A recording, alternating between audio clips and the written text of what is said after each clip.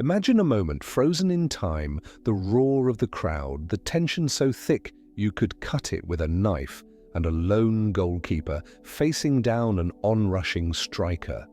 The score is tied, the clock is ticking, and the fate of the entire match hangs in the balance. This is football, the beautiful game, a sport celebrated for its fluidity, its unpredictability, and its capacity to deliver moments of pure, unadulterated drama.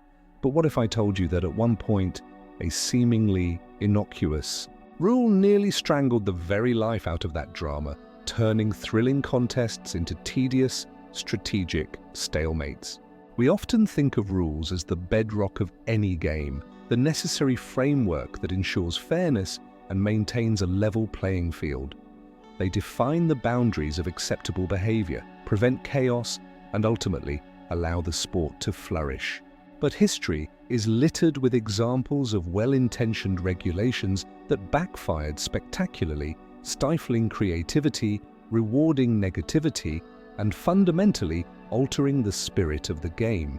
Think of the offside trap, perfected to an art form, but capable of grinding attacking momentum to a halt. Consider the evolution of tackling, from bone-jarring challenges to the increasingly protected space of the modern player.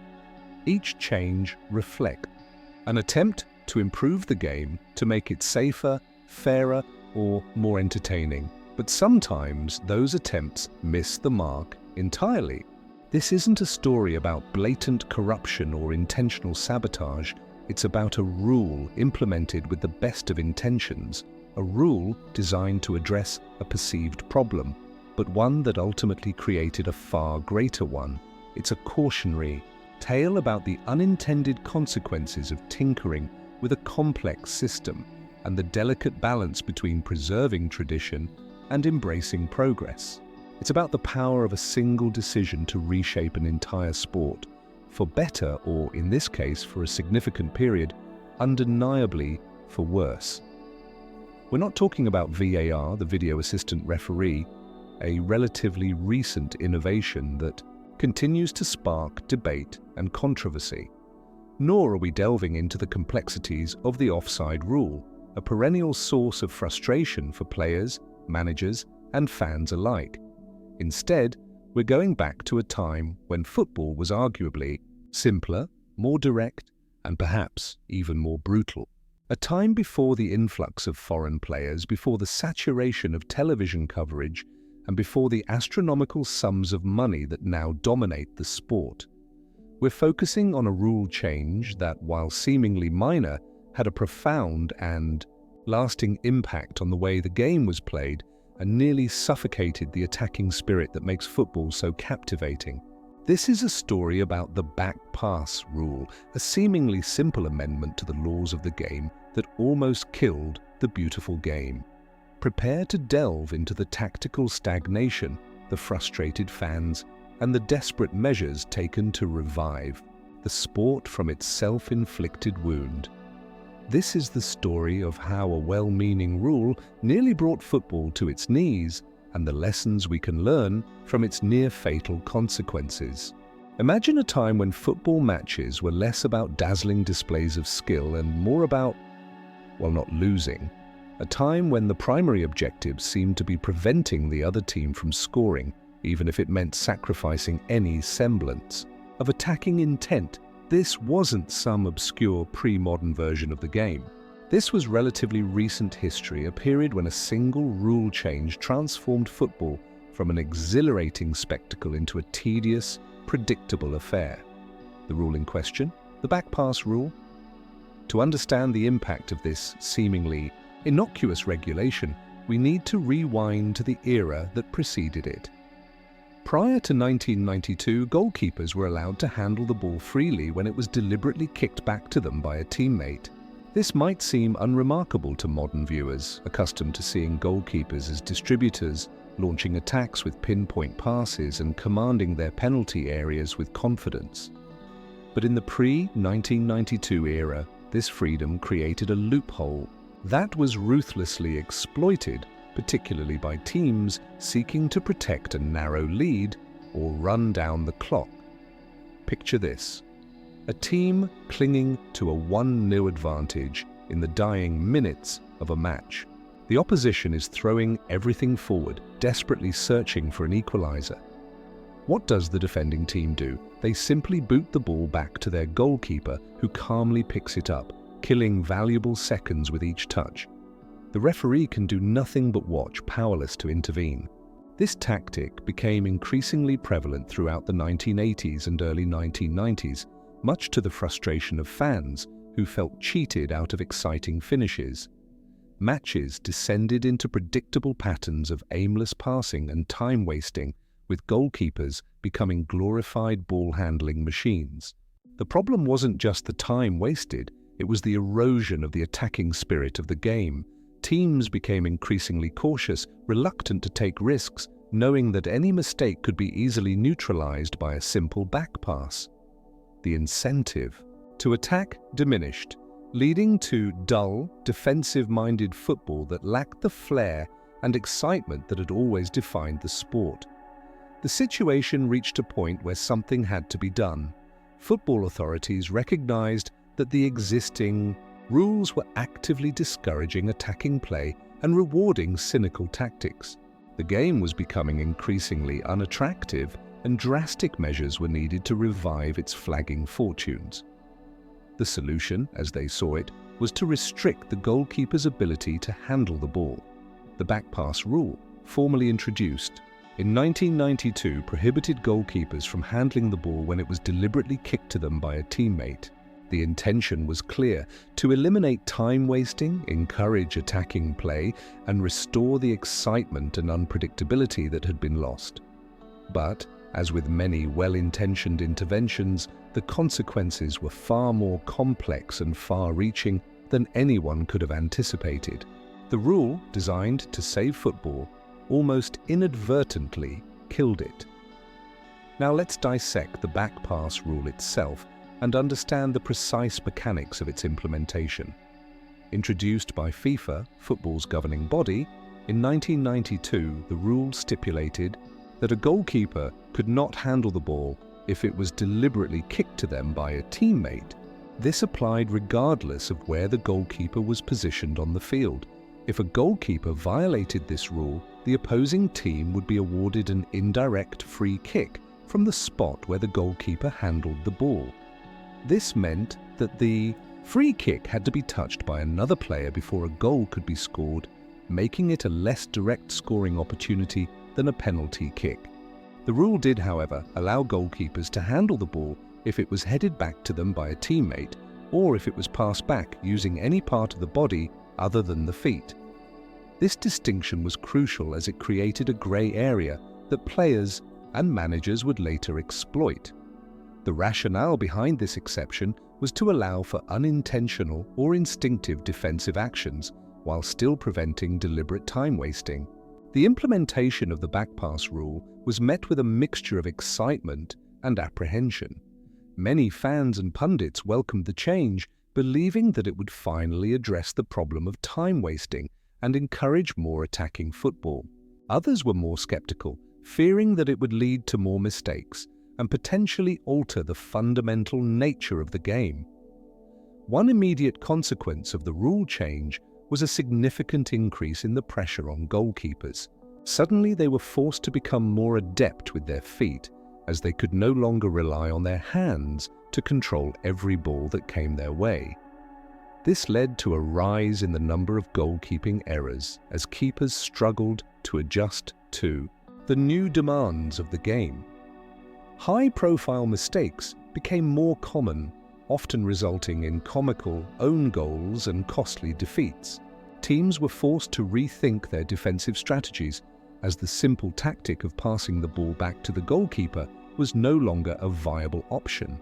Defenders had to be more careful with their passes, ensuring that they didn't inadvertently put their goalkeeper in a difficult situation. The back pass rule also had a significant impact on the way teams built their attacks.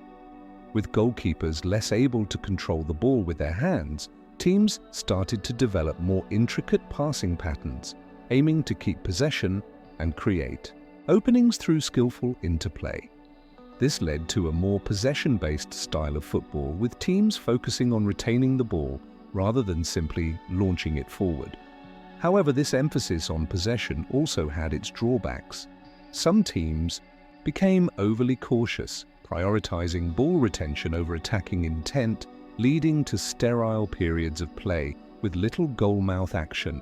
The back-pass rule, intended to promote attacking football, inadvertently contributed to a more cautious and controlled style of play. The introduction of the back-pass rule rippled through the entire footballing ecosystem, impacting everything, from tactical approaches to player development. It wasn't just about preventing time wasting. It fundamentally altered the relationship between goalkeepers and their defenders and forced a re-evaluation of how teams built their attacks from the back. The most immediate and obvious impact was on goalkeepers themselves. Overnight, their role transformed from primarily shot stoppers to active participants in the outfield play. Goalkeepers were now required to possess a level of technical skill with their feet that had previously been considered optional. They had to be comfortable receiving passes under pressure, distributing the ball accurately to their teammates, and even occasionally venturing outside their penalty area to act as a sweeper keeper. This shift in emphasis led to a new generation of goalkeepers who were as comfortable with their feet as they were with their hands.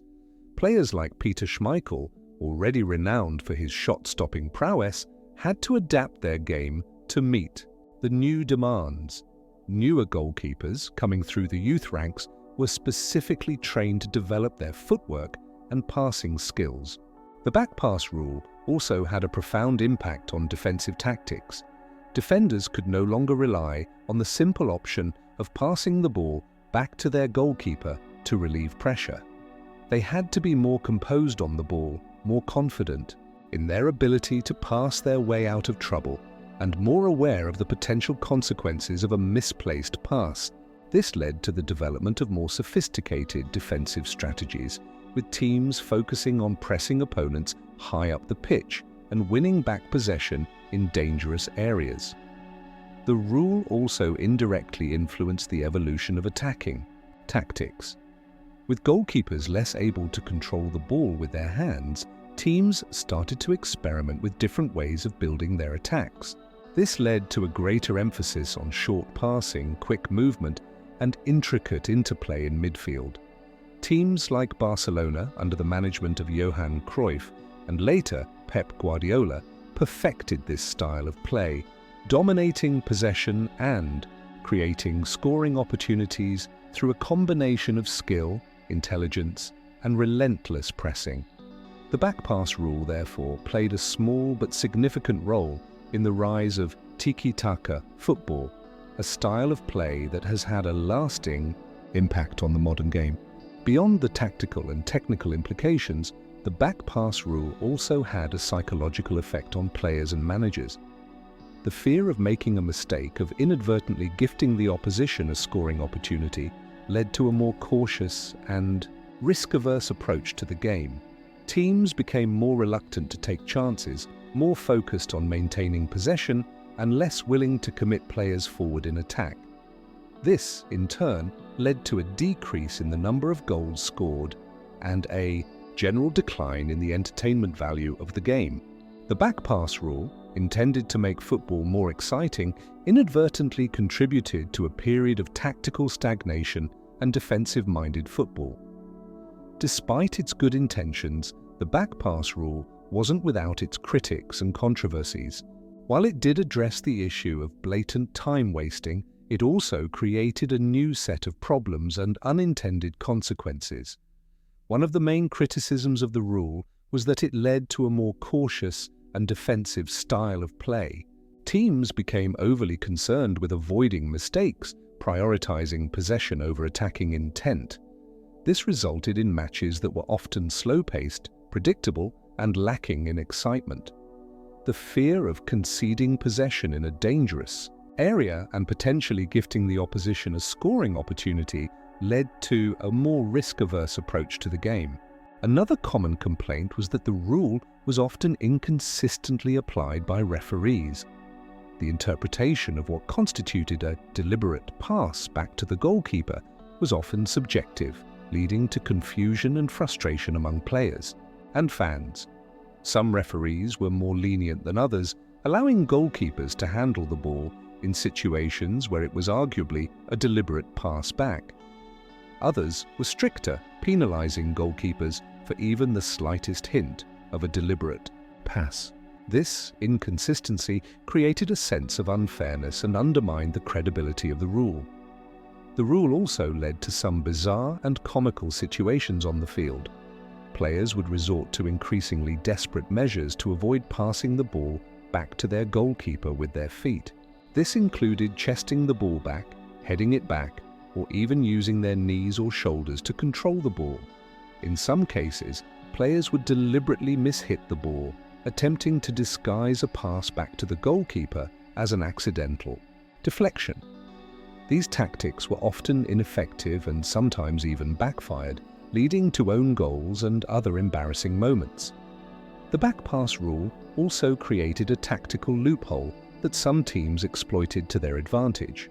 By deliberately passing the ball back to their goalkeeper and then forcing the goalkeeper to kick it out of play, teams could gain a territorial advantage and disrupt the flow of the game. This tactic was particularly effective in the closing stages of matches when teams were looking to run down the clock and protect a narrow lead. Perhaps the biggest misconception about the back pass rule is that it single-handedly transformed football from a defensive-minded game to an attacking spectacle. While the rule did play a role in encouraging more attacking play, it was just one of several factors that contributed to this shift.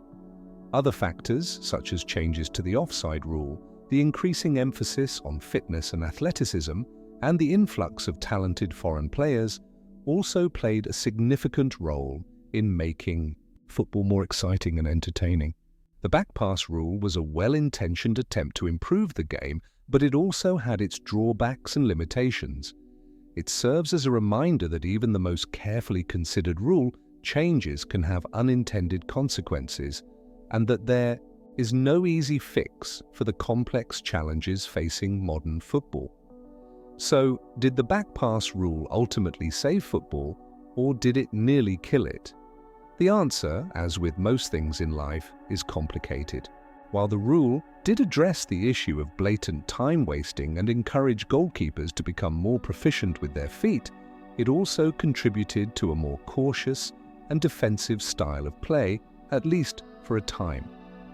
It's a classic example of unintended consequences, a reminder that even the most well-intentioned interventions can have unforeseen and sometimes negative effects. The story of the back pass rule highlights the delicate balance between preserving the traditions of the game and embracing innovation. Football is a constantly evolving sport, and rule changes are often necessary to address new challenges and ensure that the game remains fair, exciting, and entertaining. However, it's crucial to carefully consider the potential consequences of any rule change and to be prepared to adapt and adjust as needed. The back pass rule also serves as a reminder of the importance of context. What might seem like a minor tweak to the laws of the game can have a profound impact on the way the game is played, the tactics that are employed, and the overall entertainment value. It's essential to understand the historical context, the prevailing trends, and the potential ripple effects before implementing any significant rule change.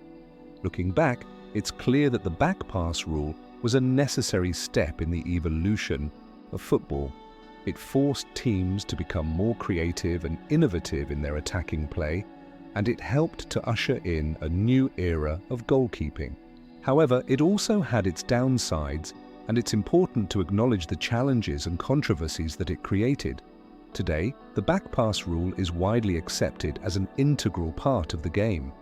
Most players and fans have grown up with it, and it's hard to imagine football without it.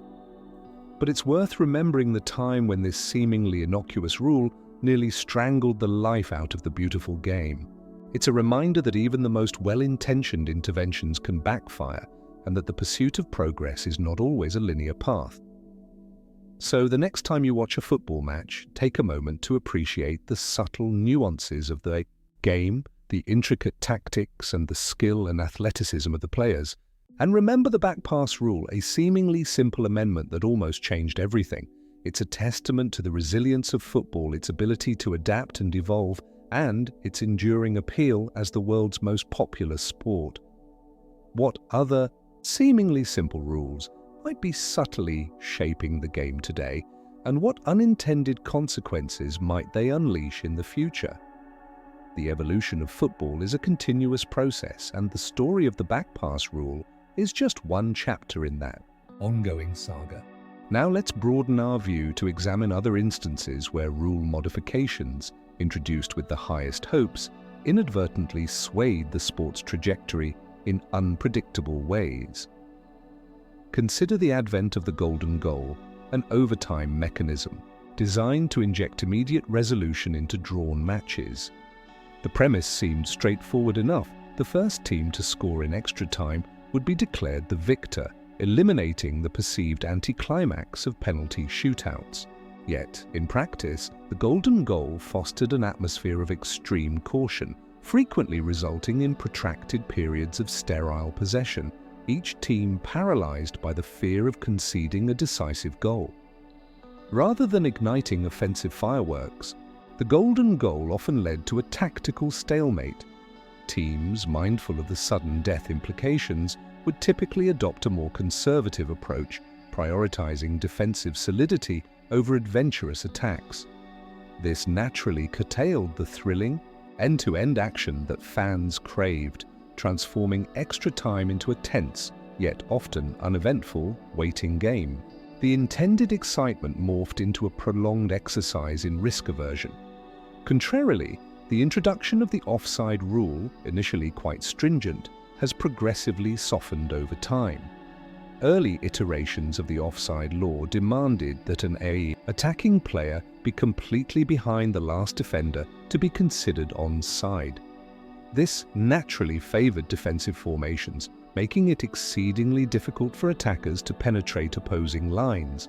As the rule eased, gradually allowing attackers to be level with the last defender, the game witnessed a surge in offensive creativity and goal-scoring opportunities.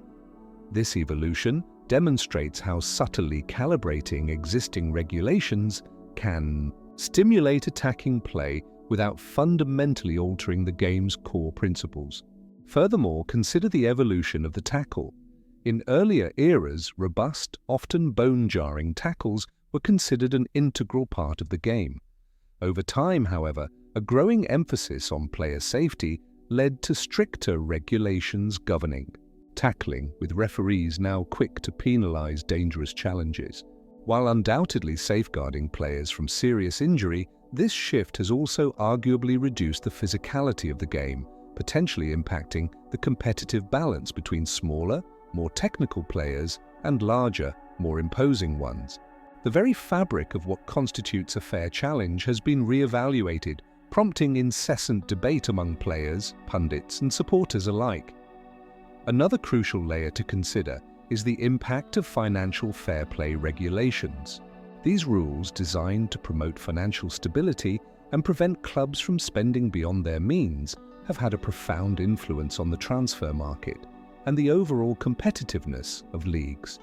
While aiming to create a more level playing field, these regulations have also been accused of stifling ambition and reinforcing the dominance of already wealthy clubs.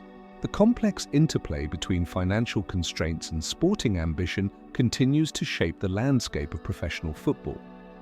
In essence, each of these examples serves as a potent illustration of the multifaceted nature of rule changes in football.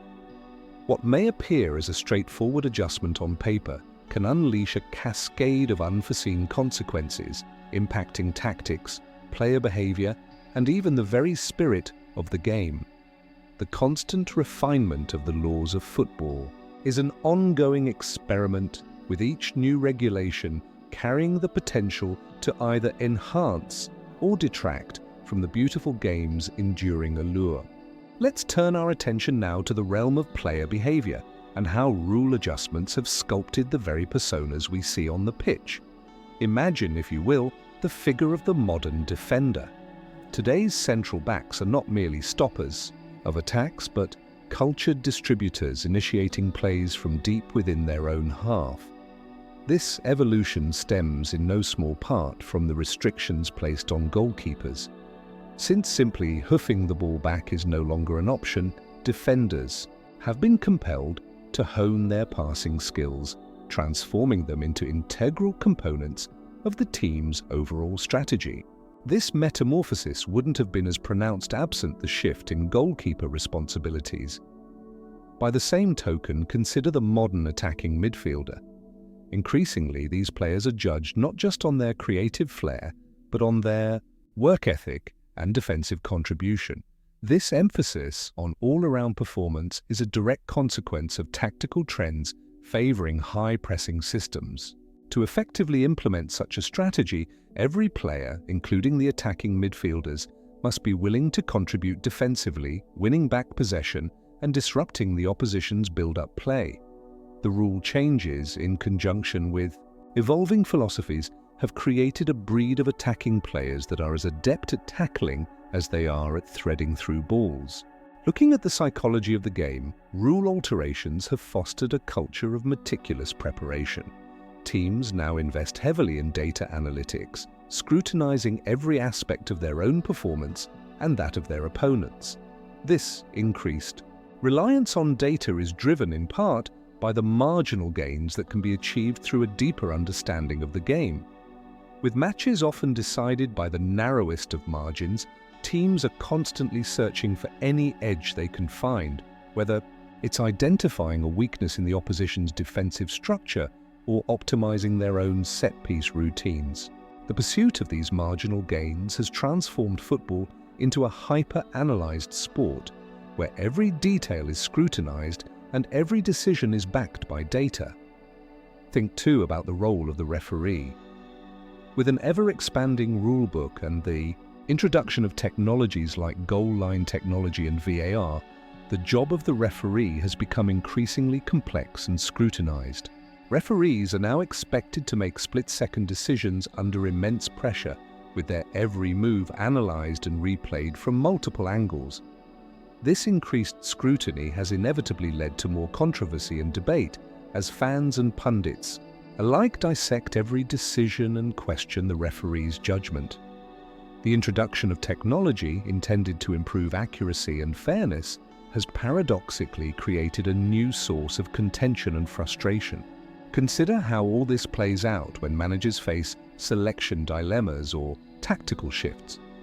A coach might now prefer a quicker-thinking, distributing defender over a purely physical one, knowing the former's skill set better fits the current rules and play styles. Or a team might opt for a strategy focused on winning fouls in specific areas of the pitch, based on data showing the opponent's poor record defending set pieces. The rules don't just define play, they define personnel decisions, training regimens, and even the kinds of players academies seek to develop. The ripple effects are extensive, impacting the entire development pipeline of the sport. Consider how the spectacle itself has been reshaped. The choreography of modern celebrations, for instance, has become an art form, meticulously planned and executed, often incorporating elements of social media trends and viral challenges. This performative aspect of the game is, in part, a response to the increased scrutiny and commercialization of football. Players are now acutely aware of their public image and seek to cultivate a brand that extends beyond the pitch. This heightened self-awareness has transformed goal celebrations into carefully crafted spectacles designed to generate buzz and enhance marketability. Shifting to another angle, observe the impact on fan culture. The advent of sophisticated, statistical analysis has permeated the supporter base, arming fans with data-driven arguments and fostering a more analytical appreciation of the game. No longer content with simply cheering on their team, fans now dissect tactical formations, scrutinize player performance metrics, and debate the merits of different managerial approaches. This data-driven fandom has transformed the terraces into a hotbed of informed opinion where supporters engage in lively debates armed with statistical ammunition. From a different vantage, the evolution of training methodologies merits attention. Modern training regimens emphasize not only physical conditioning, but also cognitive skills such as decision-making under pressure and spatial awareness. This holistic approach to player development reflects a growing understanding of the mental demands of the game. Players are now trained to anticipate opponents' movements, identify tactical patterns, and make split-second decisions in the heat of battle. This emphasis on cognitive training has transformed football into a more cerebral sport, where mental acuity is just as important as physical prowess. Turning the lens towards sponsorship, observe the strategic partnerships between clubs and brands. Modern sponsorships are no longer limited to simply displaying a logo on a jersey. Instead, they involve complex collaborations that integrate brands into every aspect of the club's operations, from training facilities to fan engagement initiatives. This deep integration of sponsorship reflects a growing understanding of the power of football to connect with consumers on an emotional level. Brands now seek to align themselves with the values and identity of football clubs, leveraging their popularity to build brand loyalty and drive sales. Reflect on the way the game is broadcast. Augmented reality overlays, real-time, statistical, graphics and drone camera angles have revolutionized the viewing experience, providing fans with a level of immersion and insight that was previously unimaginable. This technological enhancement of the broadcast has transformed football into a more visually engaging and informative spectacle, appealing to a wider audience and generating new revenue streams. The viewing experience has become as curated and customizable as the sport itself. Reflecting on this journey so far, we begin to perceive how the seemingly disparate threads we've explored are, in reality, intricately woven into the very fabric of football's evolution. It's akin to observing a complex ecosystem where alterations in one species inevitably reverberate throughout the entire network, influencing everything from predator-prey relationships to the overall biodiversity of the environment. The rulebook, in this analogy, acts as the guiding hand of an unseen gardener, pruning here, fertilizing there, always striving to cultivate a thriving and balanced landscape, even if the immediate consequences of each intervention aren't always immediately apparent. The game's narrative isn't a linear progression, but rather a cyclical dance of action and reaction. A perceived imbalance prompts a regulatory adjustment, which in turn sparks tactical innovation, subsequently influencing player attributes and ultimately reshaping the spectator's experience. It's a self-correcting mechanism, a constant striving for equilibrium in a dynamic system that perpetually resists stasis. The pursuit of a perfect game, if such a thing could even be defined, becomes a perpetually receding horizon, forever tantalizingly out of reach. Consider the cumulative effect of these adjustments not as a series of isolated incidents, but as a symphony of subtle shifts, each instrument playing its part in a grand, evolving composition. The melody may occasionally become dissonant, the rhythm may falter, but the overall direction remains inexorably forward, propelled by the collective desire to refine and enhance the spectacle. This constant evolution underscores the inherent adaptability of football, its capacity to reinvent itself in response to changing circumstances and emerging challenges. It's become evident that rules, while essential for maintaining order and fairness, are also powerful catalysts for creativity and innovation. They establish the boundaries within which players and managers must operate, forcing them to think outside the box, to devise novel strategies, and to push the limits of what's possible. The constraints imposed by the rulebook, paradoxically, become the very source of the game's boundless potential. As we pivot towards the final reflection, it's tempting to view these historical episodes as isolated case studies, neatly packaged and easily categorized. Yet, the true value lies in recognizing the interconnectedness of these events, in understanding how each adjustment builds upon the legacy of its predecessors, shaping the game we know and love today. The past isn't merely a prologue, it's an active participant in the ongoing narrative, constantly informing and influencing the future direction of football. The very spirit of the game lives in this dynamic interplay between regulation and innovation. Ultimately, the story of football's rules is a testament to the enduring human quest for improvement, a relentless pursuit of a more perfect game that perhaps can never truly be attained. It's a narrative not just of lines drawn on a field, but of the ever-shifting boundaries of human ingenuity and adaptation. Each tweak, each revision is a gamble, a calculated risk taken in the hope of enhancing the spectacle, fostering fairness, and preserving the spirit of competition. But as we've seen, the path to progress is rarely straight, and the unintended consequences of even the most well-meaning interventions can often reshape the landscape in unpredictable ways. The beautiful game, then, is not a static entity, but a living, breathing organism, constantly evolving in response to internal and external pressures. Its rules are not immutable decrees, but rather provisional guidelines, subject to revision and reinterpretation as the game itself transforms. This inherent flexibility is what allows football to remain relevant and engaging across generations, adapting to changing tastes and technological advancements while still retaining its core essence.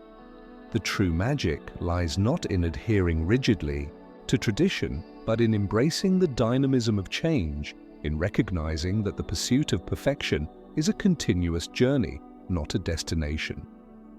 The lessons gleaned from these past adjustments extend far beyond the confines of the football pitch. They offer a valuable perspective on the complexities of any system, reminding us that even the most carefully designed structures are susceptible to unforeseen consequences.